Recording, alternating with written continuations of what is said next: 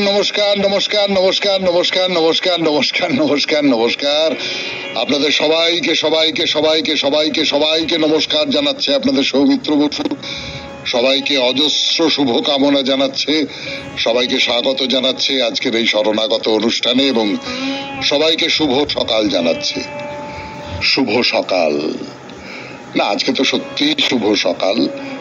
তার অনেকগুলো কারণ আছে, তার মধ্যে একটা হচ্ছে আজ মহালয়া পার্বণ শ্রাদ্ধ, শ্রদ্ধান্তর ষোড়শ পিণ্ডদান কর্তব্য। আজকে জৈন উৎসব পিথৌরি, আজকে মণিপুরের একটি উৎসব তর্পণলয় বা। তার বাইরে আজকে 2রা অক্টোবর, আমরা সবাই জানি যে মহাত্মা গান্ধীর জন্মদিবস এবং সেই সূত্র ধরেই আন্তর্জাতিক অহিংসা দিবস। মহাত্মা গান্ধীর জন্ম হয়েছিল এই 2রা অক্টোবর 1869 খ্রিস্টাব্দে, আর ভারতবর্ষের প্রাক্তন প্রধানমন্ত্রী লাল বাহাদুর শাস্ত্রী প্রধানমন্ত্রী, কিন্তু অসম্ভব সরল জীবনযাপন করতেন। সেই সরল জীবনযাপন, সহজ জীবনযাপন নিয়ে নানান রকমের কাহিনী প্রচলিত আছে। তার জন্ম হয়েছিল এই 2রা অক্টোবর 1904 খ্রিস্টাব্দে এবং স্বামী অভেদানন্দ, তার আবির্ভাব ঘটেছিল এই 2রা অক্টোবর 1866 খ্রিস্টাব্দে। সব দিক থেকে খুব শুভ দিন, খুব শুভ দিন। তো বেনি মাধব শীলের পঞ্জিকা অনুযায়ী আজকের দিনটার কথা বলি আপনাদের। আজকে 15ই আশ্বিন 1431, ইংরেজি 2রা অক্টোবর 2024, বুধবার, অমাবস্যা। সূর্যোদয়ের সময় ভোর 5:32, সূর্যাস্তের সময় বিকেল 5:22। নক্ষত্র উত্তর ফল্গুনী। আজকে জন্মে কন্যা রাশি, বৈশ্য বর্ণ, মতান্তরে শূদ্র বর্ণ, নরগণ। দিনের বেলা 12:43 গতে দেবগণ। আমাদের হোয়াটসঅ্যাপে চিঠি পাঠাবার নাম্বার 9831922927। চিঠির গোড়ায় অতি অবশ্যই SG লিখতে হবে। হ্যাঁ, আবার আমাদের পুরনো নাম্বারে ফিরে এসেছি আমরা। না, নতুন যে নাম্বারগুলোতে আপনারা চিঠি লিখতে খানিকটা অভ্যস্ত হয়ে গেছেন, তাতে এখনো পর্যন্ত কিছুদিন চিঠি নেওয়া চলবে, নিশ্চয়ই চলবে, কিন্তু নতুন নাম্বারেও চিঠি দেবেন, নতুন নাম্বারেই চিঠি দেবেন, আর চিঠির গোড়ায় অতি অবশ্যই SG লিখবেন। এবারে বলি অনুষ্ঠান সম্পর্কে। প্রথমে পুরাণ চিরন্তন। পুরাণ চিরন্তনে দেবী দুর্গার কথা বলছি আপনাদের। যে ব্রহ্মা তো বর দিয়ে দিয়েছেন যে কোনোভাবেই এই যে মহিষাসুর, তাকে বধ করা যাবে না, তাকে কোনো পুরুষ বধ করতে পারবে না, কোন নারী তাকে বধ করবে।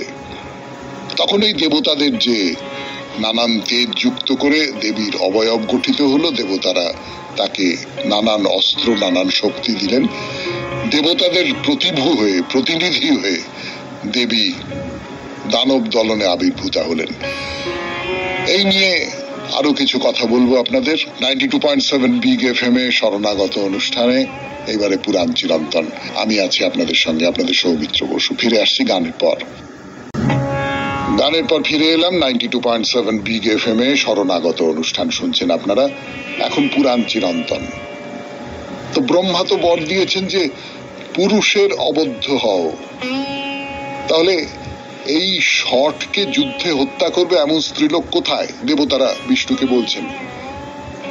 তখন বিষ্ণু বলছেন যে আজকে সকল দেবতার তেজ ও রূপ সম্পদের দ্বারা উৎপন্না সুন্দরী নারী তাকে বধ করবেন। বলদৃপ্ত মায়া শত বিশারদ ইন্দ্র শত্রুকে বধের যোগ্যা দেবতাদের তেজের অংশে তেজ রাশি রূপিণী নারী আবির্ভূতা হবেন। তখন দেবতাদের মুখ থেকে তেজ নির্গত হতে লাগলো। আমি আপনাদের বলি, সেই যে বর্ণনা চণ্ডীতে আছে, দেবী ভাগে আছে, সেই বর্ণনা শোনাই আপনাদের। মূল সংস্কৃতে শোনাতে পারবো না, তার বাংলা অনুবাদ শোনাই। দেবেশ বিষ্ণু এই কথা বললে ব্রহ্মার বদন থেকে অতীব দুঃসহ তেজ রাশি স্বয়ং প্রকাশিত হয়েছিল। পদ্মরাগমণিতুল্য রক্তবর্ণ শুভাকার ঈষৎ শীতল ঈষৎ উষ্ণ কিরণ জাল মণ্ডিত সে নির্গত তেজ ভূরি গতি সম্পন্ন হরি এবং হর বিস্মিত হয়ে দেখলেন শঙ্করের শরীর থেকেও মহৎ অদ্ভুত রৌপ্যবর্ণ দুর্দর্শ ভয়ঙ্কর দেব দানবের পক্ষে ভয়ঙ্কর তম গুণ সদৃশ পর্বতুল্য বিশাল ঘোর তেজ নির্গত হলো। তারপর বিষ্ণুর শরীর থেকে অপর তেজ রাশির মতো সত্য গুণান্বিত নীলবর্ণ মহৎ জ্যোতি প্রকাশিত হলো। তারপর চন্দ্রের শরীর থেকে বিচিত্র রূপী সর্বগুণান্বিত সুসংহত তেজ আবির্ভূত হয়। কুবের বরুণ অগ্নি ও বরুণের দেহ থেকেও সেইভাবে চতুর্দিকে তেজ নির্গত হতে লাগলো। অন্য দেবতাদের শরীর থেকে অত্যুজ্জ্বল মহা তেজ ও রাশি নির্গত হলো। হিমালয়ের মতো মহাদিব্য বিশাল তেজ ও রাশি দেখে বিষ্ণু প্রভৃতি সকল দেবতা বিস্মিত হলেন। দেবগণের সম্মুখেই তেজঃপুঞ্জ সম্ভবা বিস্ময় করি শ্রেষ্ঠা নারী আবির্ভূত হলেন। দেবীর আবির্ভাবের কথা শুনলেন 92.7 বিগ এফএম এ শরণাগত অনুষ্ঠানে। এরপর দেবীর আরো কথা বলবার জন্য ফিরে আসছি, একটু গান শুনে নি। নানান তেজের কথা বললাম আপনাদের, নানান দেবতা তাদের ভেতর থেকে তেজ বেরিয়ে এসে দেবীর অঙ্গ গঠন করছেন। তো ব্রহ্মার তেজের রং হচ্ছে লাল রক্তবর্ণ, বিষ্ণুর তেজের রং হচ্ছে নীল, শিবের তেজ শুভ্রবর্ণ। যে দেবতার যে রূপ তার তেজও সেই রকম। এই মহাশক্তি উমা লক্ষ্মী সরস্বতী ও শচীর থেকে আলাদা রূপে প্রকাশিত হলেন, কিন্তু আসলে তিনি এদের থেকে অভিন্না, একই। দেবী ভাগবতে এই যে দেবতাদের তেজ থেকে যে মহাশক্তি বেরিয়ে এসেছেন তার নাম হচ্ছে মহালক্ষ্মী। বামন পুরাণে তার নাম হচ্ছে কাত্যায়নী। মহিষাসুরকে বধ করবার জন্য দেবতাদের কোপ থেকে কাত্যায়নীর জন্ম। দেবতেজ ঋষি কাত্যায়নের আশ্রমে উপস্থিত হলে ঋষি কাত্যায়নের তেজ দেবতেজের সঙ্গে মিশে গেল। সেই সম্মিলিত তেজ থেকে এই কাত্যায়নীর জন্ম হল।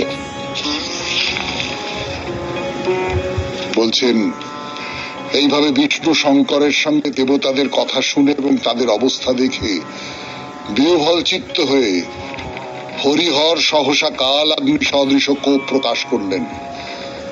তারপর মধুসূদন শঙ্কর ও পিতামহ ব্রহ্মার অনুরূপ ভাবে ইন্দ্র প্রভৃতি দেবগণের বদন থেকে মহৎ তেজ নির্গত হল। হে মুনে, সেই পর্বত শৃঙ্গ সদৃশ একতা প্রাপ্ত তেজ কাত্যায়নের শ্রেষ্ঠ আশ্রমে গমন করে। কাত্যায়নের অতুলনীয় তেজের দ্বারা মহর্ষি ওই তেজকে বর্ধিত করলেন। ঋষি সৃষ্ট তেজের দ্বারা আবৃত হওয়ায় ওই তেজ সহস্র সূর্যতুল্য প্রদীপ্ত হয়ে উঠল। সেই তেজ থেকে চঞ্চল ও দীর্ঘ নয়না যোগ বিশুদ্ধ দেহা কাত্যায়নী জন্মালেন। তাহলে শুধু দেবতারা নন, ঋষি কাত্যায়ন তার তেজও এর সঙ্গে যুক্ত হয়েছিল। আমার কিরম মনে হয় এর একটা গভীর তাৎপর্য আছে। ঠিক কেবলমাত্র দেবতাদের প্রতিনিধি হয়ে দেবী আসেননি, দেবী যে এসেছেন অধর্মকে নাশ করবার জন্যে, সেখানে মানুষের তেজেরও একটা ভূমিকা আছে, আমাদের মতো মানুষের তেজের। শুনলেন 92.7 বিগ এফএম এ শরণাগত অনুষ্ঠানে পুরাণের কথা, পুরাণ চিরন্তন, দেবীর আবির্ভাবের কথা। এরপর গানের পর এবার চিঠিপত্র 92.7 বিগ এফএম এ শরণাগত অনুষ্ঠানে। আজকের চিঠিটির বিষয় উচ্চ শিক্ষা। লিখেছেন সঞ্জয় দে দমদম থেকে। পড়ি। প্রথমেই শ্রদ্ধেয় সৌমিত্র বাবু এবং সকল শ্রোতাবৃন্দকে আমার সশ্রদ্ধ প্রণাম জানাই। আমার আজকের বক্তব্য উচ্চ শিক্ষা এবং সুশিক্ষা। আজকাল শিশুদের লালন পালন করার ব্যাপারে শাস্তি দেওয়া যেন বিশেষ অপরাধের তকমা পেয়েছে। যদিও এটা কতটা যুক্তিযুক্ত তা বুঝি লাখ টাকার প্রশ্ন। অনেকেই এটিকে দণ্ডনীয় অপরাধ ও ঠাহর করেন। এই অপরাধ স্কুল শিক্ষকদের ক্ষেত্রে বুঝি আরো ভয়াবহ। আমরা কেউই শাসনের বাইরে ছিলাম না। এই প্রসঙ্গে একটা কথা বলি, চাকরি সূত্রে আমরা তখন হরিয়ানার পানিপথে। আমার সহধর্মিনী একটি স্কুলে শিক্ষকতা করতেন। 2012 সালে পানিপথের সেরা শিক্ষিকা নির্বাচিত হন। ওখানকারই এক সংবাদপত্র সংস্থা নির্বাচন করেছিলেন। পুরস্কার বিতরণ অনুষ্ঠানে সম্পাদক মশাই শিক্ষকদের দায়িত্ব এবং নিরপেক্ষতা সম্পর্কে ব্যাখ্যা করতে গিয়ে বলেছিলেন, আমি আজ যা কিছু হয়েছি তা আমার শিক্ষকদেরই ভালোবাসা ও কঠোর শৃঙ্খলার ফসল। আমি ব্যক্তিগতভাবে মনে করি উচ্চশিক্ষার স্বীকৃতি প্রাতিষ্ঠানিক, কিন্তু শিক্ষা তথা সংস্কৃতির স্বীকৃতি বুঝি মানুষের পারিবারিক সংস্কৃতি এবং তার উৎস সম্পর্কে স্পষ্ট ধারণা দেয়। স্কুলে অপরাধের জন্য শিক্ষকদের কাছে অবশ্যই শাস্তি পেয়েছি, কিন্তু প্রাপ্ত শাস্তির কথা বাড়িতে ফিরে অভিভাবকদের কাছে অভিযোগ করার সাহসটুকু আমাদের ছিল না, পাছে আরো একবার শাস্তি ভোগ করতে হয়। কারণ অভিভাবকেরা 100% নিশ্চিত ছিলেন শিক্ষক যে শাস্তি দিয়েছেন তা কেবল যথার্থ সুশিক্ষার জন্যই। প্রবীণদের শিক্ষা ও শৃঙ্খলা বোধ ব্যতীত আমাদের জীবন বুঝি অসম্পূর্ণ। উচ্চশিক্ষা ও সুশিক্ষা দুটি প্রায় সমশব্দযুক্ত শব্দ হলেও সম অর্থযুক্ত মোটেই নয়। প্রথমটি দেয় জ্ঞান, দ্বিতীয়টি দেয় মনুষ্যত্ব। উচ্চশিক্ষা কেবল প্রাতিষ্ঠানিক হলেও সুশিক্ষা তথা শৃঙ্খলাবোধ অবশ্য প্রাতিষ্ঠানিক এবং পারিবারিক উভয়েরই প্রচেষ্টারই ফসল। উচ্চশিক্ষা মেধা থাকলে হয়তো বা অর্জন করা যায়, কিন্তু সুশিক্ষা পাওয়া যায় পারিবারিক ঐতিহ্য এবং প্রাতিষ্ঠানিক শিক্ষা থেকে অর্জিত। আমরাও শৈশবে দুষ্টমি করিনি তেমনটা মোটেও না, তবে দুষ্টমির গুরুত্ব অনুযায়ী অভিভাবকদের শাসন অবশ্যই পেয়েছি। শাসন বলতে আমি অবশ্য শরৎচন্দ্রের মেজদার শাসনের কথা বলছি না। অভিভাবকদের শাসনের মধ্যে সবসময় শৃঙ্খলা ও আদরের প্রচ্ছন্ন প্রলেপও থাকতো, যা কোনোভাবেই উপেক্ষাযোগ্য নয়। লক্ষ্মী পূজার পাঁচালিতেও তো আগাগোড়াই শৃঙ্খলার কথাটাই নানাভাবে আলোচিত হয়েছে। আমার ব্যক্তিগত ধারণা, উচ্চশিক্ষার সঙ্গে সুশিক্ষা ব্যতীত মানুষ অতিমানব হলেও মনুষ্যত্ব বুঝি অসম্পূর্ণই থেকে যায়। সঞ্জয় দে, দমদম। হ্যাঁ, আপনি ঠিক কথা বলেছেন। আবার উল্টো দিকে এই যে ছেলে মেয়েদের মারধর করা, শাসন করা বলতে আমি মারধরের কথাই বলছি, বা মুখেও এমন কথা বলা যাতে তার মন খুব পীড়িত হয়, এটা নিষিদ্ধ হয়ে গেছে এখন যে কোনো জায়গায়। তার একটা কারণও আছে। এটা ঠিকই যে শিক্ষক মশাই খানিকটা শাসন করবেন, সেই শাসনের মধ্যে একটা আঘাত থাকতে পারে, এটা আমরা ছোটবেলা থেকে জেনে এসেছি। কিন্তু মুশকিল যেটা, সেটা হচ্ছে আপনি খুব চমৎকার বলেছেন, শৃঙ্খলা এবং আদর। শিক্ষক মহাশয় যখন শাসন করছেন আমাকে, তার সঙ্গে যদি আদর মিশে না থাকে তাহলে সেই শাসনের চেয়ে বড় নিপীড়ন আর কিছু হতে পারে না। আর লক্ষ্য করা যাচ্ছে যে এই আদরবিহীন যে শাস্তি, সেই শাস্তিটা বেড়ে যাচ্ছে। শিক্ষক মহাশয়রা নিজেদের জীবনের যা কিছু অপ্রাপ্তি, তার যে রাগ ক্ষোভ, সেইটা তাদের ছাত্রদের উপর প্রয়োগ করছেন। খুবই খুবই খুবই খারাপ, খুবই নিম্ন স্তরের মানসিকতা, তাতে সন্দেহ নেই। ফলে এই রকমের নিয়ম করে দিতে হয়েছে। যাই হোক, আপনার চিঠিটা খুব গুরুত্বপূর্ণ এবং শরণাগত অনুষ্ঠানে পড়লাম, তার কারণ এটা একটা সামাজিক ব্যাধি এবং সামাজিক সমস্যাও বটে। শিক্ষক কতটা পর্যন্ত শাসন করবেন এবং কোন জায়গা পর্যন্ত গিয়ে তিনি আর এগোতে পারবেন না। এবার বাইরে দূরে 92.7 বিগ এফএম এ শরণাগত অনুষ্ঠান শুনছেন। আমি আপনাদের সৌমিত্র বসু, নিয়ে যাচ্ছি সেই লাদাখ।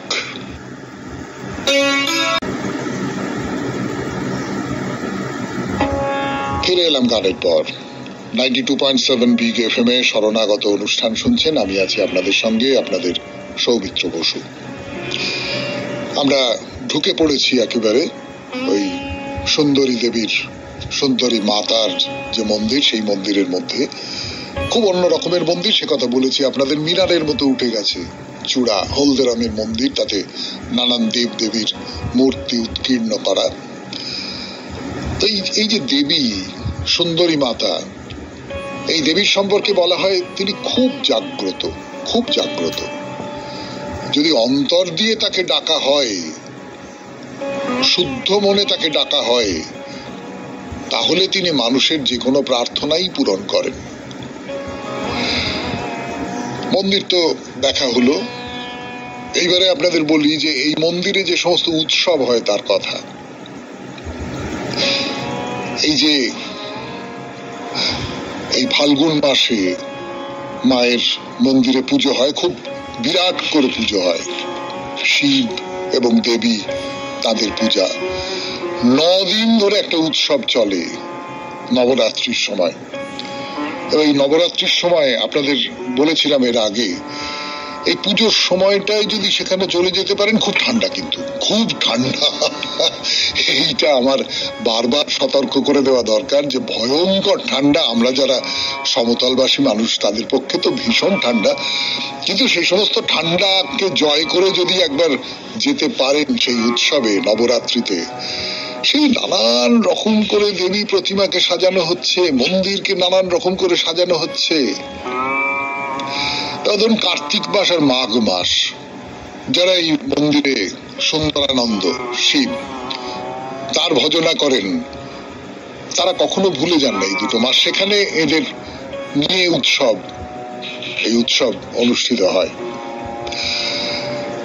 এই হলো মোটামুটি সুন্দরী মাতার মন্দিরের কথা। কিন্তু আপনাদের বলে রাখি, লাদাখে আরেকটি মন্দির আছে, এখান থেকে অল্প দূরে। না, সেই মন্দিরের কথা আমরা খুব বিস্তারিত ভাবে বলবো না, তার কারণ আমাদের তো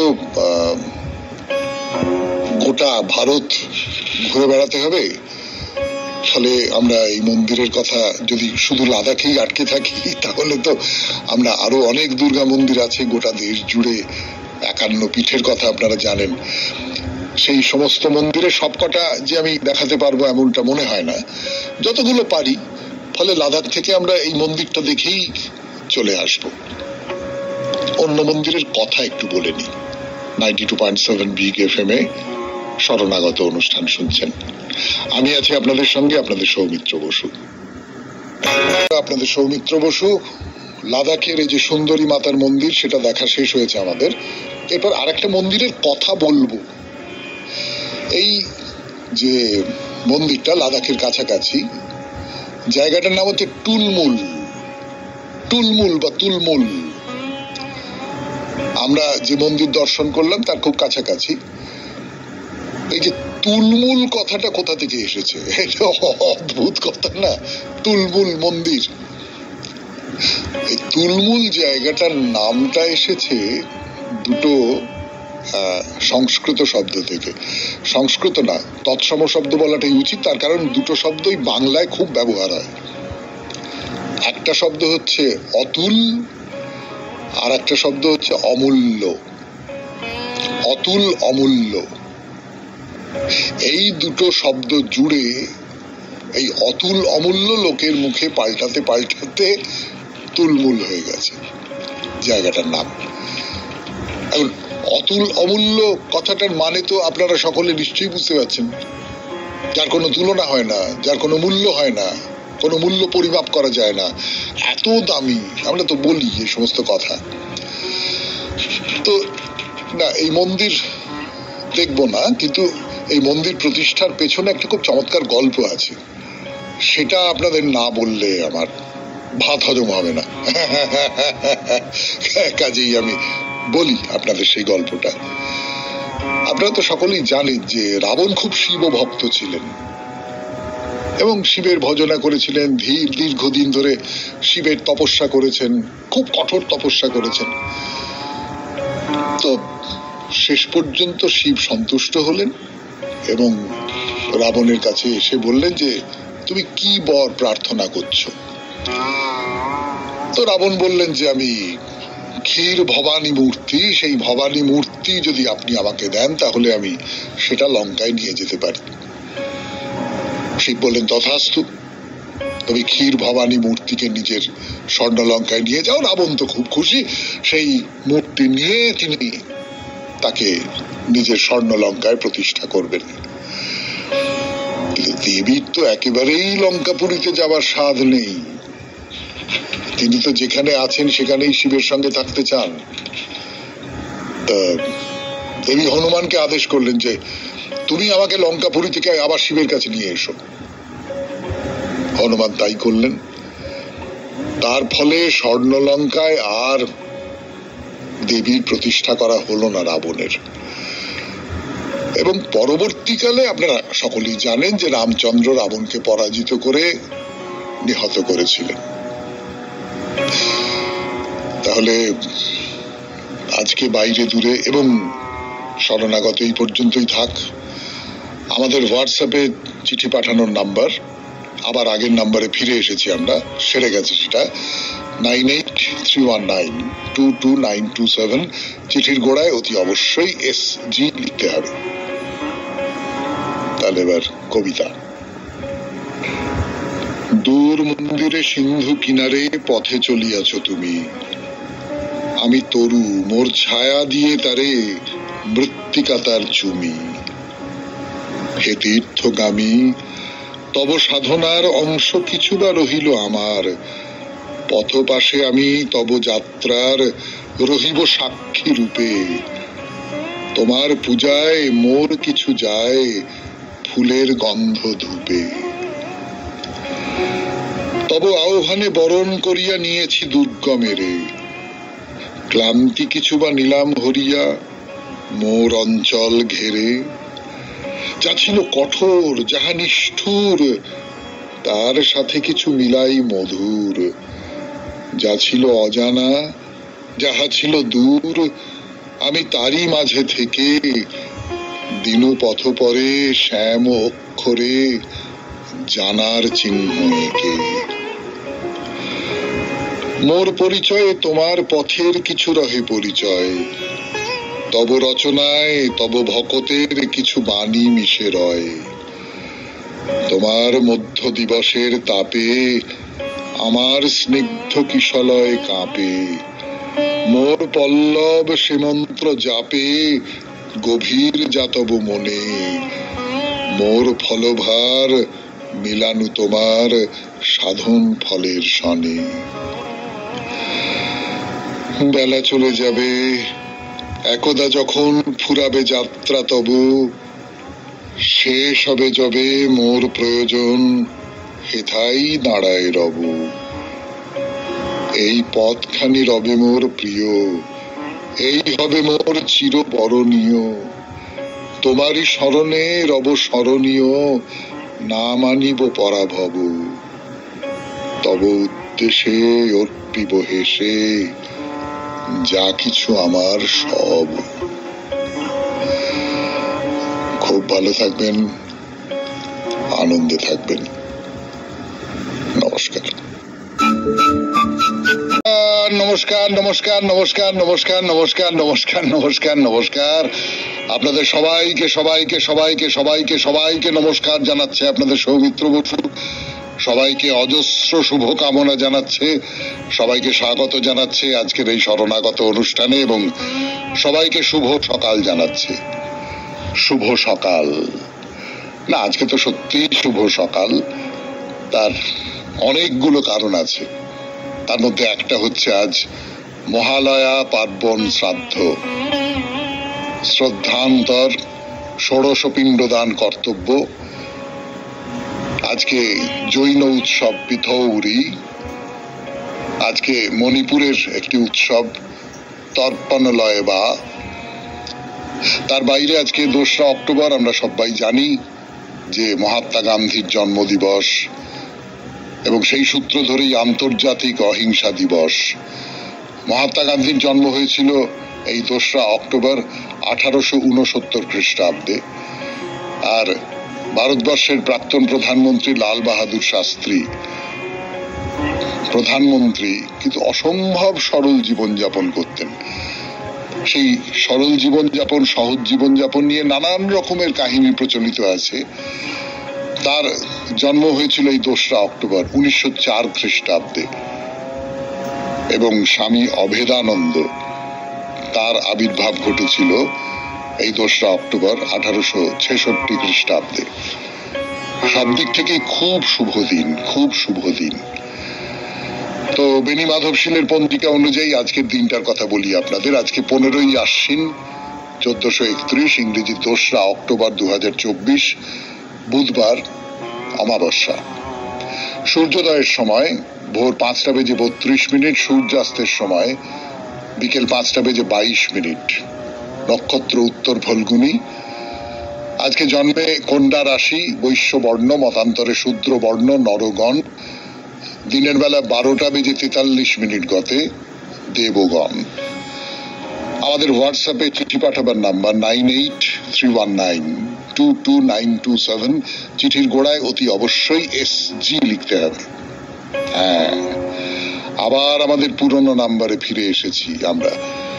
না, নতুন যে নাম্বারগুলোতে আপনারা চিঠি লিখতে খানিকটা অভ্যস্ত হয়ে গেছেন, তাতে এখনো পর্যন্ত কিছুদিন চিঠি নেওয়া চলবে, নিশ্চয়ই চলবে।